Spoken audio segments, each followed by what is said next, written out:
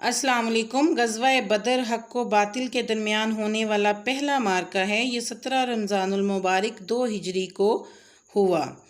ابو جہل فوجی ساز و سامان اور اسلحے سے بھرپور 1000 کا جنگی لشکر لے کر مدینہ منورہ پر حملہ آور ہونے کی نیت سے میدان بدر کی طرف روانہ ہوا اور مسلمانوں کی تعداد 313 تھی، جو سواریوں اور اسلحے کی شدید کمی کے باوجود جذبہ ایمانی سے سرشار تھے۔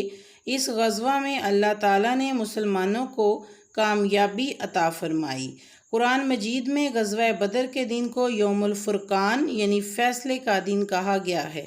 غزوہ بدر میں اللہ تعالیٰ نے سبحان اللہ آسمان سے فرشتے بھیج کر مسلمانوں کی مدد فرمائی۔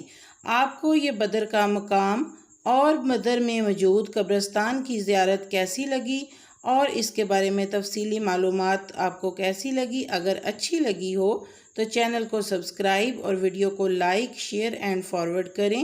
اپنا خیال رکھیں۔ اللہ حافظ۔